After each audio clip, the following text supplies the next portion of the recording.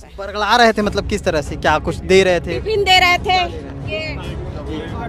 Cake ये cake खिला रहे थे, ये बच्चों को टिफिन धर्मांतरण का हवा बनाते हैं। आप ये बताइए, एक टिफिन डब्बा के द्वारा धर्मांतरण हो सकता है क्या? अभी एक है हमारे छत्तीसगढ़ के अंदर जो महिला, आपको मैं नाम तो नहीं लेता लेकिन आप समझ जाएंगे, वो उसका ऐसा बोलना है कि टिफिन बॉक्स दे करके बच्चों का, बड़ों का धर्म परिवर्तन कराया जा रहा है। तो इन सब बातों के बारे में आप क्या सोचते हैं? क्या कोई, मतलब कोई भी हिंदू धर्म का कोई व्यक्ति है, क्या वो एक टिफिन बॉक्स के बदले अपना धर्म बदल सकता है?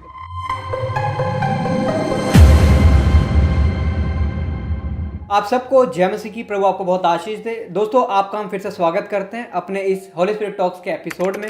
मैं आपको बताना चाहता हूं, हमारे साथ है परमेश्वर के अभिषिक्त दास पास्टर गौरव सिदाना जी। और आज हम इनसे एक सवाल पूछेंगे। जैसे कि आप जानते हैं कि मसीह विरोध दिन पर दिन बढ़ता ही जा रहा है। छत्तीसगढ़ में, यूपी में, आप तरह तरह आप सिटियों में देख सकते हैं, कितने सारे शहर हैं जहां पर, कितने सारे गांव हैं जहां पर आपको देखने के लिए मिलता है कि बहुत सारा मसीह विरोध है वहां पर, तरह तरह का मसीह विरोध है वहां पर। लेकिन आज हम इनसे पूछेंगे कि जो मसीह विरोध है, पास्टर जी, आज मैं आपसे पूछना चाहता हूं, बहुत सारे ऐसे मसीह विरोधी हैं, वो इस बात को बोलते हैं कि अगर तुम्हारा यीशु मसीह इतना सामर्थी है तो इन मसीह विरोधों को रोकता क्यों नहीं?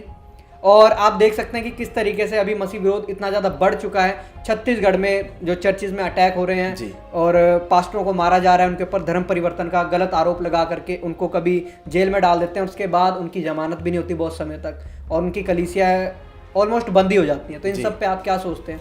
देखो, अगर आप बाइबल से शुरू करेंगे, जो 2000 साल का कलीसिया का इतिहास है, चर्च हिस्ट्री है, अगर आप उसको ध्यान से पढ़ोगे तो आपको पता चलेगा, जब भी विरोध होता है परमेश्वर उसको होने देता है। उसके पीछे एक सबसे बड़ा कारण है, परमेश्वर चाहता है कि एक बड़ी बेदारी है जो विरोध के बाद आती है। जब आप पहली सदी की कलीसिया को देखोगे, प्रेरितों के काम पढ़ोगे, 8 अध्याय में देखना आप, वहां पे आप देखोगे कलीसिया के लोग बहुत खुश थे। यरूशलेम में सब लोग मौजूद थे, रोज रोटी तोड़ते थे, संगति करते थे, वचन से सीखते थे। पर जब परमेश्वर ने देखा कि सब कुछ एक शहर में हो रहा है और वचन का पूरी दुनिया तक पहुंचना जरूरी है, तो वहां पर एक बड़ा विरोध हुआ, एक बड़ा सताव हुआ, कलीसिया तितर बितर हुई। और जहां जहां पर वहां से निकले हुए लोग जिस जिस शहर में, जिस जिस जगह पर पहुंचे, वहां वहां कलीसियाओं की स्थापना हो गई और बहुत बड़ी बेदारी पूरी दुनिया में आ गई। अभी पिछले कुछ महीनों में या पिछले कुछ सालों में मैं बोलूंगा कि यहाँ इंडिया में बहुत सारी स्टेट्स में विरोध ज्यादा हो रहा है। और मैं आपको एक बात गारंटी के साथ बोल रहा हूं, आप, ये वीडियो रिकॉर्ड हो रही है, आप इस वीडियो को संभाल के रखना। यूपी में इस समय सबसे ज्यादा विरोध है और आने वाले सालों में आप देखना यूपी के अंदर बहुत बड़ी बड़ी कलीसियाएं होंगी। आज लोग बोलते हैं इंडिया में बड़े बड़े चर्चिज हैं, मेगा चर्चिज हैं। आप आने वाले सालों में यूपी के अंदर कई मेगा चर्चिज देखोगे। छत्तीसगढ़ के अंदर बहुत बड़ी बड़ी सेवकाइयां आने वाले टाइम में खड़ी होने वाली हैं, क्योंकि परमेश्वर ऐसा होने दे रहा है। जिस जिस जगह पर बेदारी आनी है उससे पहले विरोध होगा, और विरोध के बाद एक बहुत बड़ी बेदारी परमेश्वर की ओर से उन जगहों पर जरूर आती है। तो पास्टर जी, मैं आपसे पूछना चाहता हूं कि जिस तरीके से कि लोग आज के समय में अभी पास्टरों के ऊपर गलत आरोप लगाते हैं कि ये लोग धर्म परिवर्तन करते हैं, पैसे का लालच देते हैं। अभी एक है हमारे छत्तीसगढ़ के अंदर जो महिला, आपको मैं नाम तो नहीं लेता लेकिन आप समझ जाएंगे, वो उसका ऐसा बोलना है कि टिफिन बॉक्स दे करके बच्चों का, बड़ों का धर्म परिवर्तन कराया जा रहा है। तो इन सब बातों के बारे में आप क्या सोचते हैं? क्या कोई, मतलब कोई भी हिंदू धर्म का कोई व्यक्ति है, क्या वो एक टिफिन बॉक्स के बदले अपना धर्म बदल सकता है कभी भी? देखो, धर्म बदलना तो बहुत दूर की बात है जी। आप एक व्यक्ति के विचार तक नहीं बदल सकते हो। बिल्कुल। अगर एक व्यक्ति किसी भी पॉलिटिकल पार्टी के लिए उसका सपोर्टर है जी, उसको चाहे पैसा मिले, रुपया मिले, जो मर्जी मिले, वो उसी का सपोर्टर रहेगा। ऐसी एक व्यक्ति जिस रिलीजन में पैदा हुआ, अगर उसको वहां पे वो सेटिस्फाइड है तो वो कभी भी अपने रिलीजन को चेंज नहीं करेगा, धर्म परिवर्तन नहीं करेगा। लेकिन मैं आपको एक बहुत बड़ी गलतफहमी जो लोग प्रभु को नहीं जानते उनके दूर करना चाहता हूं। जब भी कोई व्यक्ति यीशु मसीह के पास आता है, आप उस व्यक्ति से पर्सनली मिलिए, एक फ्री माइंड के साथ मिलिए। वो आपको अपने जीवन के बारे में जरूर बताएगा कि वो किसी ना किसी बात से परेशान था, किसी ना किसी दुख में था, और जब यीशु मसीह के पास आया और उसके लिए प्रार्थनाएं हुई, प्रभु यीशु मसीह ने उनकी जिंदगी में चमत्कार किया, उनके जीवन में शांति दी। मैं खुद एक पंजाबी हिंदू फैमिली से हूं और मेरे जीवन में भी परमेश्वर ने ऐसा काम किया। मेरे पूरे परिवार में परमेश्वर ने ऐसे काम किए कि मैंने अपना जीवन यीशु मसीह को दे दिया। हर व्यक्ति के प्रभु में आने के पीछे आपको एक अलग गवाही मिलेगी, एक अलग स्टोरी मिलेगी। अगर आप उनसे मिलेंगे तो आपको पता चलेगा परमेश्वर महान है, और जो यीशु मसीह है वो आज भी ऐसे कामों को करता है जिनको बहुत सारे लोग हजम नहीं कर पाते, इसलिए वो रॉन्ग एलिगेशंस लगाते हैं, पैसा लेके धर्म परिवर्तन करते हैं जी, टिफिन बॉक्स देकर धर्म परिवर्तन करते हैं। अगर आप छत्तीसगढ़ में जाएं, मैं गया हूं, आप छत्तीसगढ़ में जाकर प्रभु के दासों की हालत देखोगे, उनके पास बच्चों की फीस देने के लिए भी पैसा बहुत मुश्किल से होता है। उनके पास घर में खाने का राशन बिल्कुल पूरा रहता है। उनके पास इतना पैसा नहीं है कि वो लोगों को फ्री में राशन दें, पैसा दें। उनकी ऐसी हालत नहीं है, वो दुख उठाकर प्रभु की सेवा कर रहे हैं। मैं ऐसे लोगों से मिल चुका हूं, और छत्तीसगढ़ के अंदर मैं आपको बता रहा हूं बहुत सारे लोग यीशु मसीह के पास आ रहे हैं, और जितना ज़्यादा विरोध बढ़ेगा उतनी ज़्यादा बेदारी भी आने वाले समय में छत्तीसगढ़ में होगी। आमीन। तो पास्टर जी, एक बात मैं आपसे और पूछना चाहता हूं कि जिस तरह लोग हैं वो इस बात को बोलते हैं, जब कोई भी जैसे उन विरोधियों को ये बात बोलता है कि यीशु ने हमारे जीवन में ये काम किया, हमें इस बीमारी से निकाला, हमें इस परेशानी से निकाला, तो वो लोग क्या बोलते हैं कि जब तुम्हारा यीशु खुद अपने आप को नहीं बचा पाया, क्रूस पर मर गया है, वो अपने आप को ही नहीं छुड़ा पाया, तो तुम्हें कैसे छुड़ाएगा। वो इस बात को हजम ही नहीं कर पाते। तो उन लोगों को आप क्या बोलना चाहेंगे कि वो लोग कैसे क्रिश्चियन लोगों को घेरते हैं कि तुम्हारा यीशु खुद अपने आप को नहीं बचा पाया। देखो, यीशु, जिनको जानकारी नहीं वो ऐसे ही बोलेंगे, लेकिन यीशु का मरना जरूरी था। वो पैदा ही मरने के लिए हुआ था, क्योंकि अगर वो बलिदान ना देता, हम में से कोई भी पाप से मुक्ति पाने वाला नहीं था।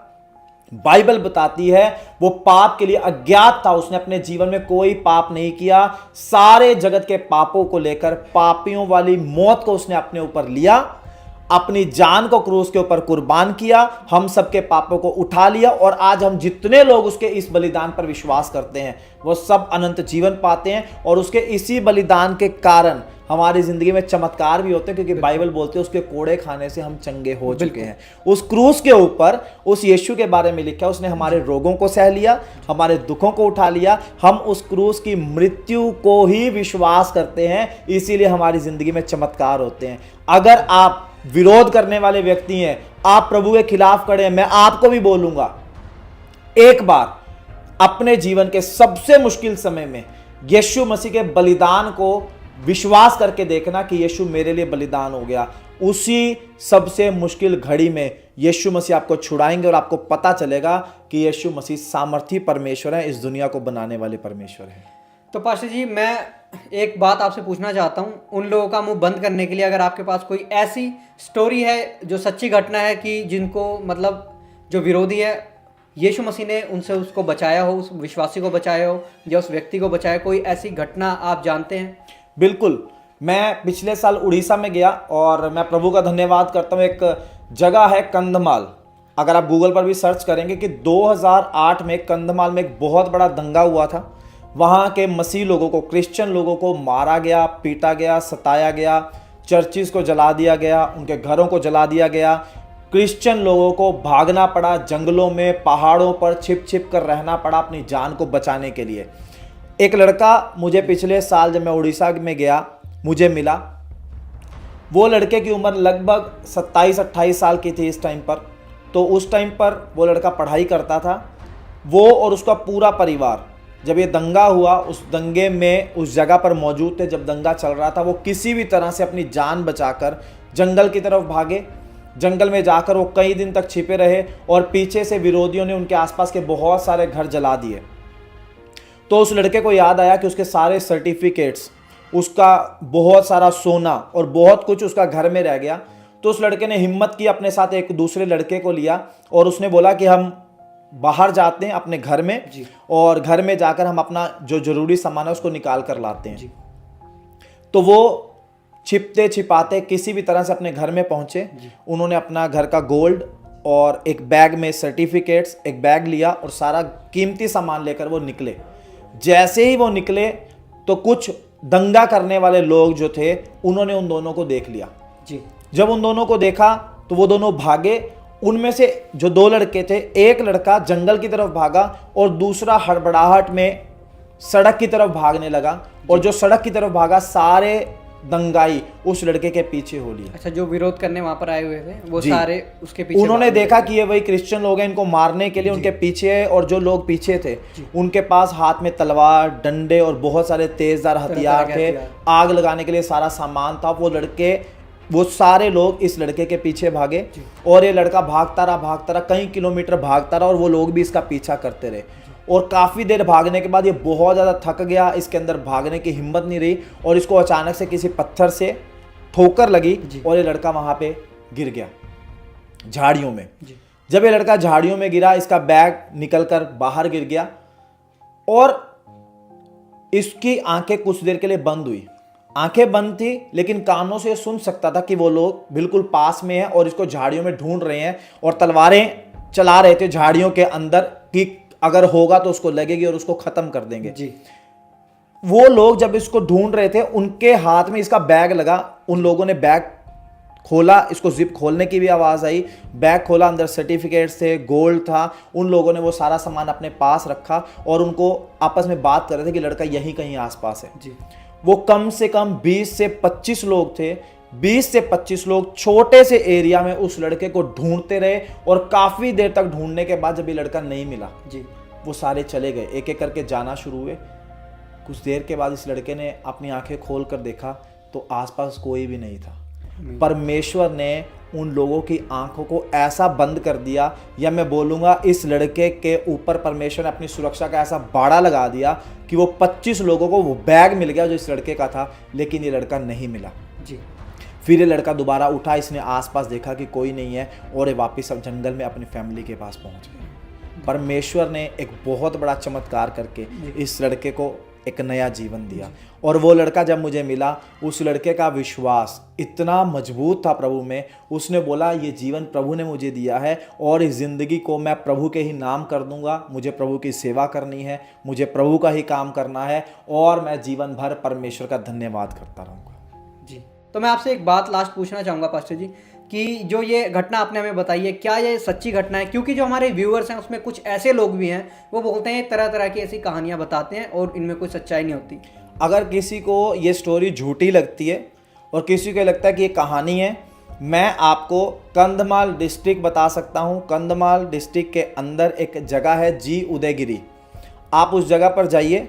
उस जगह पर उस लड़के का फ़ोन नंबर मैं पब्लिकली नहीं दे सकता हूँ, लेकिन आपकी अगर ज़रूरत पड़ेगी तो मैं उस लड़के से आपकी बात भी करवा सकता हूँ।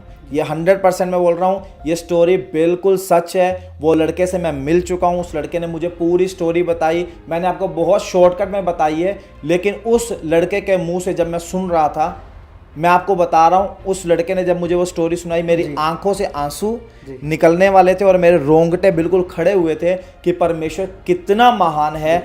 अगर कोई उसका चुना हुआ है तो कोई उसको हाथ नहीं लगा सकता। जैसा वचन में लिखा है, हमारे सिर के बाल भी गिने हुए हैं, ऐसा परमेश्वर हमारा रक्षक है और हमारी सुरक्षा करने वाला है। जी। तो मैं आशा करता हूँ दोस्तों आपको वीडियो बहुत पसंद आई होगी। अगर आपको वीडियो पसंद आई है, जरूर इस वीडियो को ज़्यादा ज़्यादा शेयर भी कर दें। अगर आप हमारे चैनल पर नए हैं, जरूर चैनल को सब्सक्राइब करें। मिलते हैं फिर नए किसी और वीडियो में, तब तक के लिए सबको जय मसीह की। प्रभु आपको बहुत आशीष दे। जय मसीह की। दोस्तों, अगर आपको हमारी वीडियोस अच्छी लगती हैं और आपको हमारी मेहनत पसंद आती है, जो कंटेंट हम आपके लिए लेकर के आते हैं उससे आपको आनंद मिलता है और सीखने को मिलता है, तो आप जरूर हमारे प्रोडक्शन को सपोर्ट करें। आपकी एक छोटी सी मदद हमें ऐसी और वीडियोस बनाने के लिए मजबूती देगी। तो जितना भी प्रभु आपको अगुवाई करे, जरूर आप हमें सपोर्ट करने के लिए दें, ताकि हम और ऐसी वीडियोस आपके लिए ला सकें।